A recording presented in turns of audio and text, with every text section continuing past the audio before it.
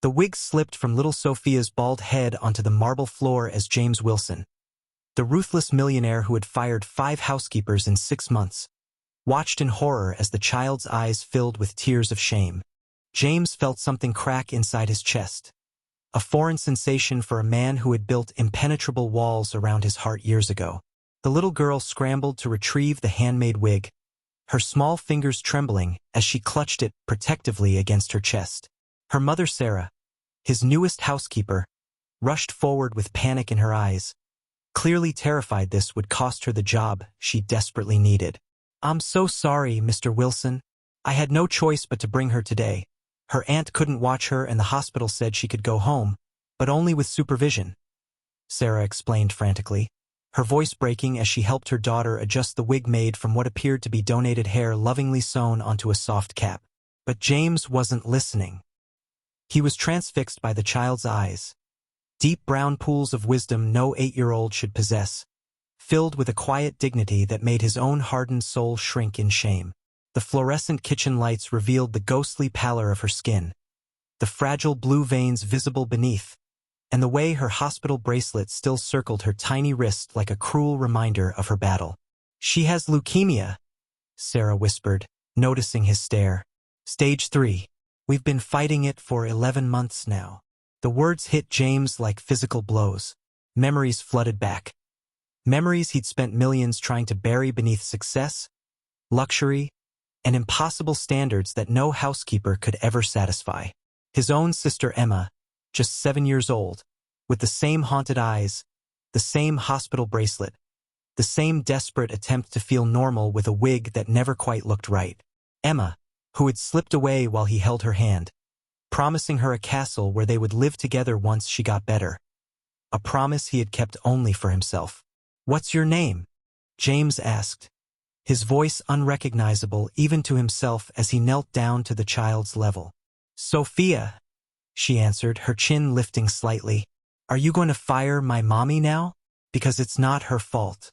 I promised to be super quiet while she worked, but I got dizzy and bumped into the table."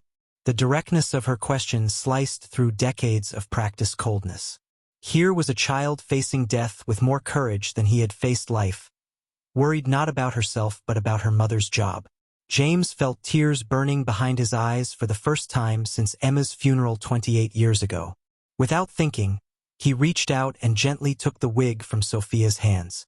With movements that surprised even himself in their tenderness, he carefully placed it back on her head, adjusting it with the same precision he demanded in his business deals. "There," he said softly. "Perfect." Sophia's smile illuminated the sterile penthouse in a way no designer lighting ever could. "That's what my daddy used to say before he left us. He said I was perfect even when the doctors said I was broken inside." Something shattered completely in James then.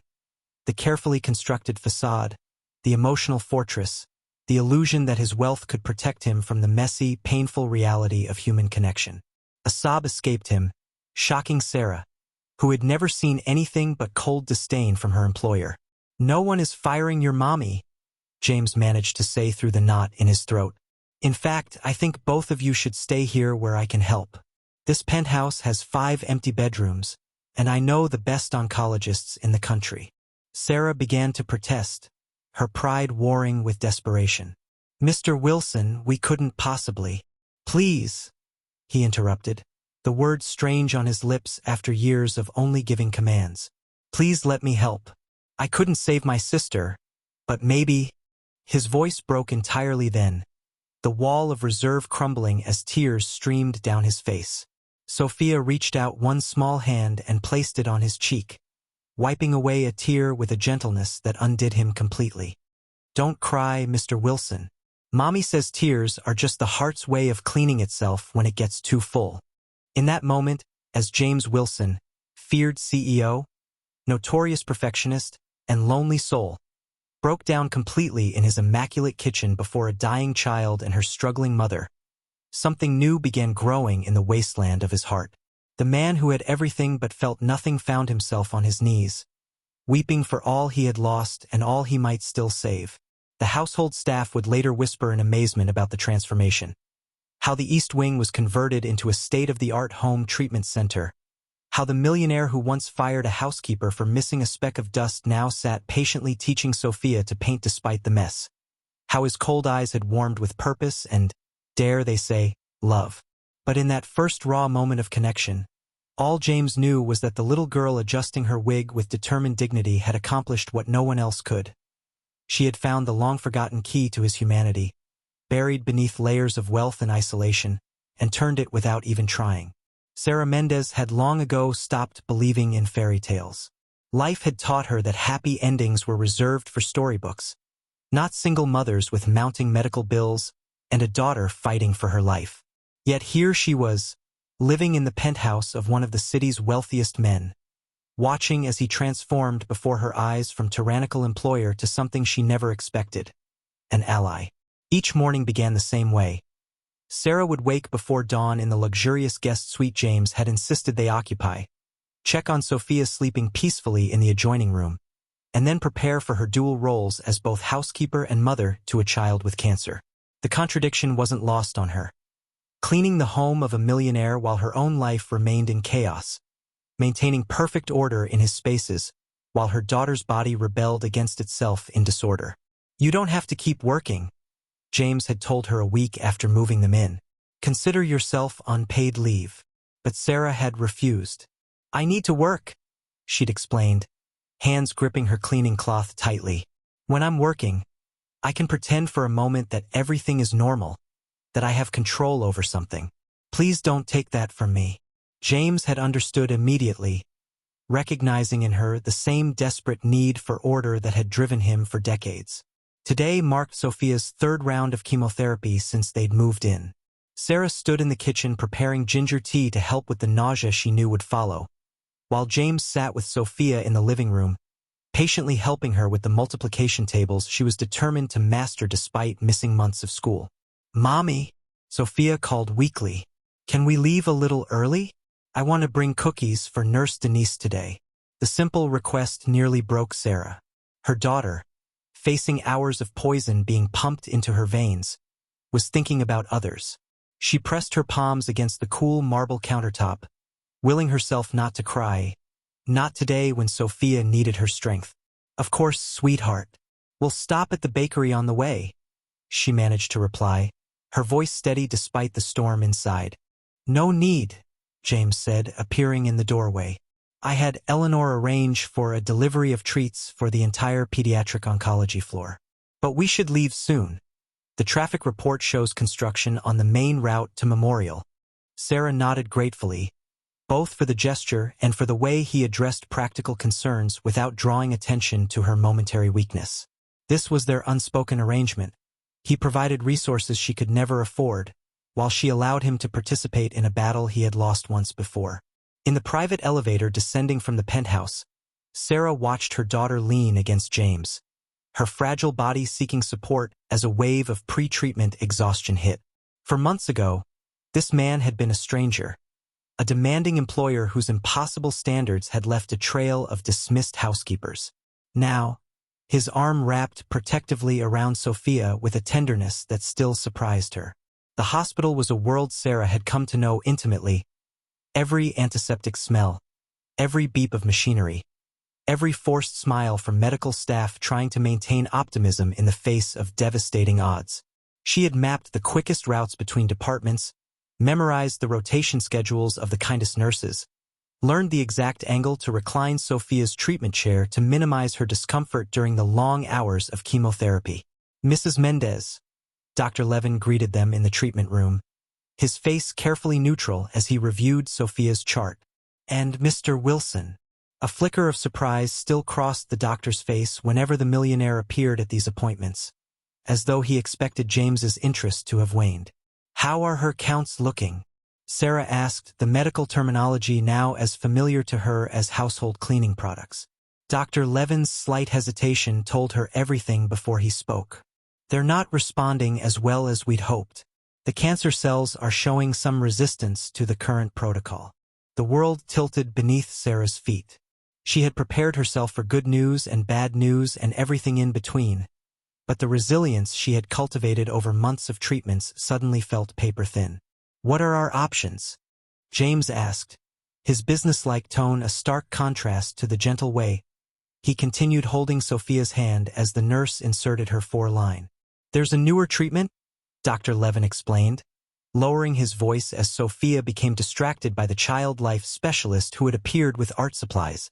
"A targeted immunotherapy that's showing promising results in cases like Sophia's. But it's experimental, still in trials, and not covered by insurance." "Cost?" James asked simply. "Approximately $475,000 for the full course." Sarah felt the room spin.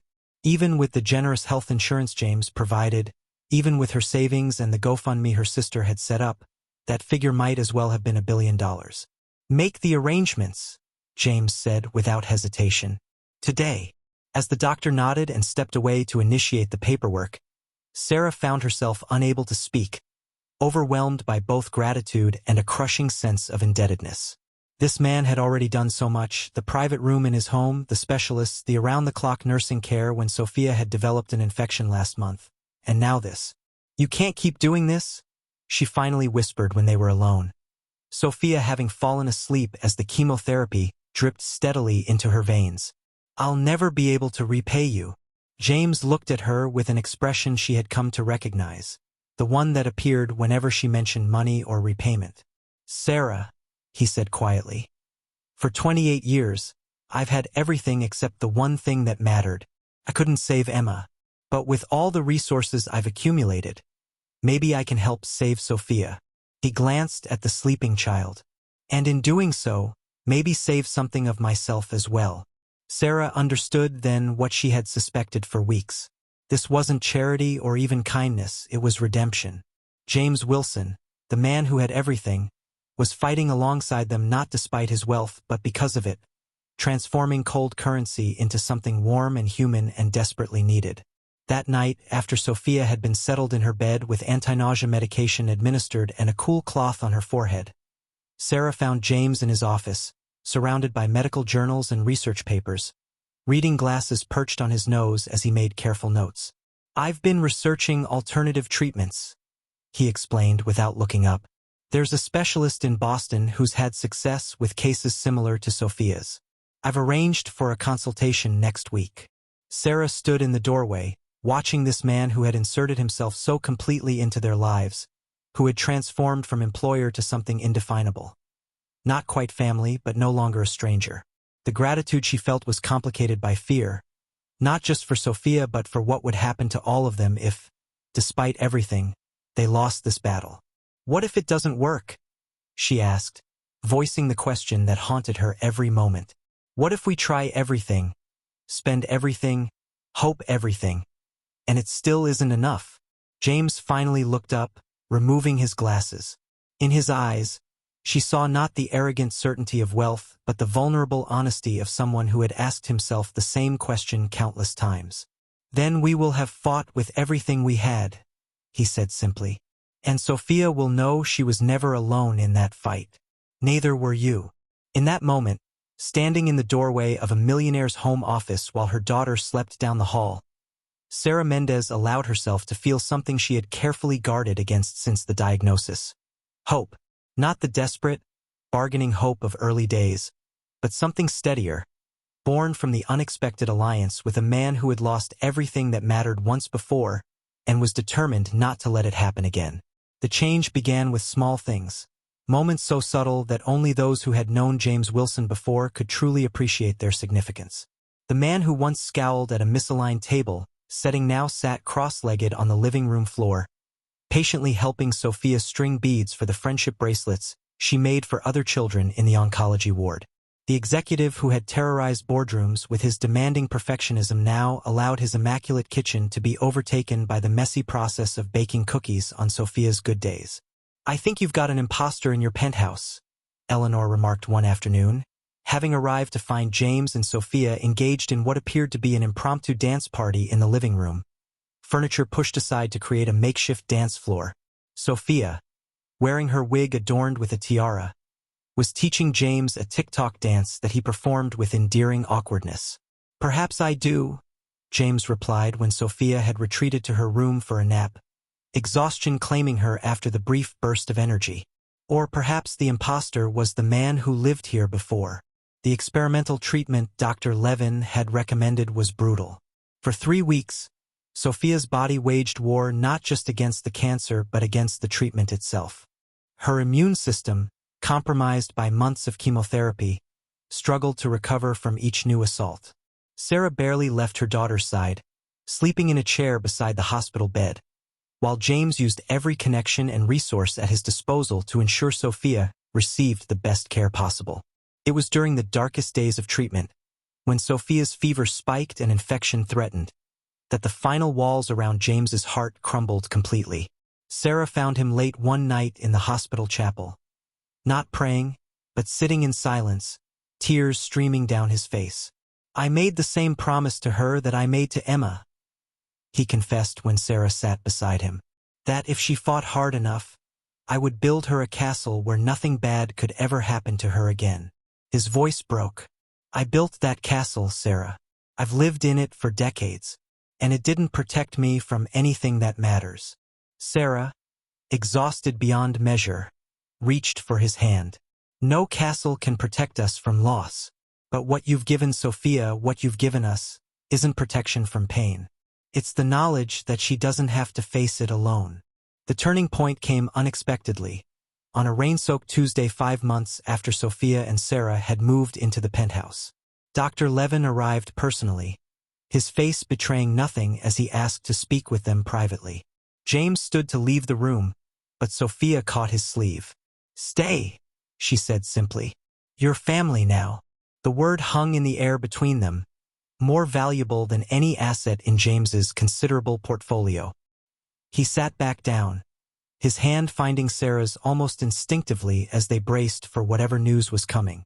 "The latest scans show a significant reduction in cancer cells," Dr. Levin announced, his professional demeanor finally giving way to a genuine smile. "The experimental treatment is working better than we anticipated. If this continues, we could be looking at remission within months." The word remission echoed in the room like a prayer. Sarah covered her mouth, a sob escaping despite her best efforts. James sat perfectly still, as though afraid any movement might shatter this fragile moment of hope. It was Sophia who spoke first, her voice steady despite her weakness. "Does this mean I can go back to school soon? I miss my friends." Dr. Levin laughed, the sound warm with relief. "Let's take it one step at a time. But yes, if things continue this way, school is definitely in your future."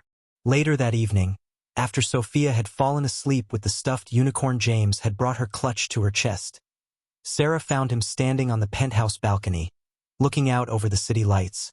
"I never thanked you properly," she said, joining him at the railing. "You never needed to," he replied. "What I've done for Sophia, for both of you, was never about gratitude." "Then what was it about?" James was silent for a long moment, the city sprawling beneath them like a carpet of stars. "Redemption, maybe, or perhaps just remembering how to be human." He turned to face her, the hard lines of his face softened by the months of sharing their struggle. "When Emma died, I built this life as a monument to everything I couldn't save. I surrounded myself with perfection because the messiness of real connection was too painful." "And now?" Sarah asked, aware of how close they were standing, how the boundaries between employer and employee had long since dissolved into something neither of them had named. "Now I understand what she tried to tell me before she died. That the castle I promised to build her wasn't meant to be made of stone and money. It was meant to be built of love and memory and the courage to remain open to life despite its pain." 3 weeks later, Sophia's doctors confirmed what they had begun to hope. Her cancer was in remission. The road ahead would still be long, with regular monitoring and the ever-present fear of recurrence. But for the first time since her diagnosis, the future stretched before them filled with possibility rather than dread. On the day of Sophia's final treatment, the entire oncology staff gathered to celebrate. Nurses who had held her hand through countless procedures, doctors who had fought alongside her, child life specialists who had made the unbearable somehow bearable. All came to witness the ritual ringing of the bell that signified the end of treatment. Sophia, her hair beginning to grow back in soft tufts that made the wig increasingly unnecessary, stood between Sarah and James, her small hands grasping theirs tightly. "I couldn't have done this without both of you," she said with the wisdom that illness had granted her far too young. Then, with a strength that belied her frail appearance, she reached for the rope and rang the bell 3 times, the sound echoing through the ward like a proclamation. That evening, James called a family meeting in the penthouse living room, the space now adorned with Sophia's artwork and photographs chronicling her journey from illness toward healing. "I have a proposition," he said formally, though his eyes betrayed his nervousness. "I've been doing a lot of thinking about the future, yours and mine." He cleared his throat. "The truth is, I don't want to go back to the life I had before you both came into it. This penthouse was never a home until you were here." Sarah felt her heart quicken, unsure where this was leading, but certain they had crossed some invisible threshold. "I'd like you both to stay," James continued, "not as my housekeeper and her daughter, but as—" He faltered, searching for words that had never come easily to him. "As my family, if you'll have me." Sophia, ever direct, asked the question Sarah couldn't yet form. "Are you asking to marry my mom?" James laughed, the sound no longer foreign in a space that had once been characterized by sterile silence. "I'm asking for the chance to earn that right, yes, if she'll allow it." Sarah looked at this man who had transformed before her eyes from cold millionaire to someone capable of profound love, who had opened not just his home but his heart when they needed it most. "We can't stay here forever," she said quietly. "This place, beautiful as it is, was built by the man you were trying to be, not the man you've become." James nodded, understanding immediately what she meant. "Then we'll build something new, together." 6 months later, they did just that, selling the penthouse and much of James's portfolio to establish the Emma Wilson Foundation, dedicated to providing housing, support, and cutting-edge treatment for families fighting childhood cancer. The foundation's first project was a complex of comfortable apartments adjacent to Memorial Hospital, where families could stay together during treatment without the financial burden of hotels or long commutes. James and Sarah married in a simple ceremony in the garden of their new home. Not a castle, but a warm, light-filled house with space for Sophia to play and grow. She served as flower girl, her hair now long enough to form small curls around her face, the wig that had once been so necessary now tucked away in a memory box. "You know what's funny?" Sophia said as she danced with James at the reception, standing on his shoes as he guided her around the floor. "If you hadn't been so mean to all those other housekeepers, my mom would never have gotten the job, and you would still be all alone in your big empty penthouse." James lifted her up so they were eye to eye. "Then I suppose I owe those housekeepers a debt of gratitude. Perhaps we should invite them to dinner sometime." "All of them?" Sarah asked, joining them on the dance floor. "All of them," James confirmed, drawing her into their circle. "After all, it took firing 5 maids to find the family I didn't know I was looking for." As they swayed together, 3 people who had found each other through pain but created something beautiful in its wake, James thought of how far they had come from that first moment, when a little girl's wig had slipped and his carefully constructed walls had begun to crumble. He had lost one sister to cancer decades ago, but in trying to help another child fight the same battle, he had found not just redemption but a future filled with the messy, imperfect love he had denied himself for so long. And as the evening light cast golden shadows across the garden, illuminating Sophia's laughing face and Sarah's eyes filled with a happiness she had once thought impossible, James Wilson, no longer defined by his millions but by his capacity for love, knew with absolute certainty that he had finally built the castle that mattered.